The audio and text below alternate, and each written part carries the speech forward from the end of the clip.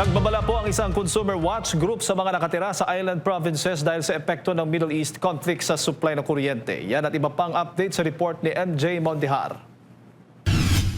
Sir, dito sa Metro Manila may nabasa akong news update quoting Nasicor na nasa 2 pesos to 4 pesos per kilowatt hour daw yung tansya na increase sa power rates ngayon pong buwan ng Abril. Anong update po, sir, ng Nasicor dyan?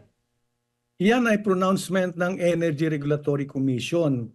Summer month kicks in, pagpasok na alam naman natin kahit walang oil crisis, pagdating na ng summer months, nagkakaroon ng yellow alert. Sa Energy Regulatory Commission raw nagmula ang forecast ng pagtaas ng singil sa kuryente ngayong Abril. Sumabay ang nakaambang rate increase sa giyera ngayon sa Middle East na nakakaapekto naman sa supply at presyuhan ng langis sa bansa. Para sa Nasicor o National Association of Electricity Consumers for Reforms, isang consumer watch group, talagang tumataas ang singil sa kuryente sa Metro Manila tuwing tag-init. Sapagkat may mga planta na kahit hindi naka-schedule ang maintenance dahil mga luma na, ito ay bumibigay. So nababawasan yung supply natin. Kapag nabawasan ng supply, maaring mag-brown out. Pero babala ng grupo sa mga nakatira sa island provinces, ihanda ang sarili dahil lalo raw magmamahal ang presyo ng kanilang kuryente.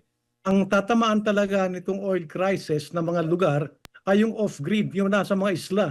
Sapagkat ang mga planta niyan halos lahat ay diesel.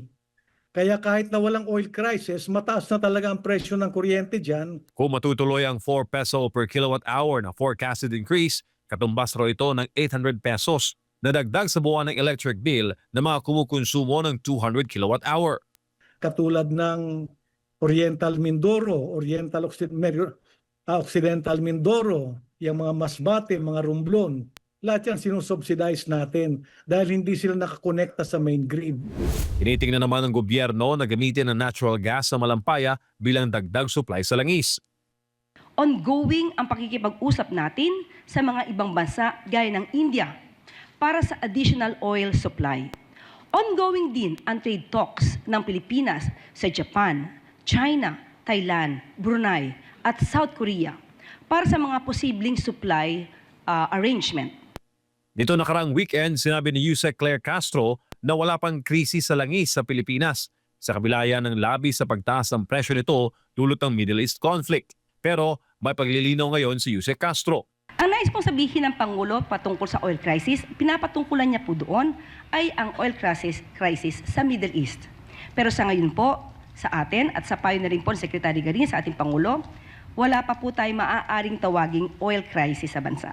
Hindi maganda sa pandinig na yung binabayaran mo ng iyong taxes sasabihin na walang krisis.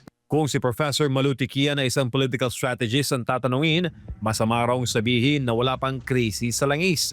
Di niya, tila nagiging insensitive ang pamahalaan sa realidad at tunay na pulso ng masa na nagtitiis ngayon sa mahal na presyo ng gasolina. Siguro siya, marami siyang pera, yun nga in the colloquial, no? Paldo-paldo siguro ang kanyang pera, kaya hindi niya nararamdaman. Pero ang ordinaryong tao, nararamdaman yan. Dahil sa sarado ngayon ng Strait of Hormuz sa mga bansang hindi kaalyado ng Iran, ay apektado rin ang pagbili ngayon ng oil supply ng Pilipinas sa gitnang silangan.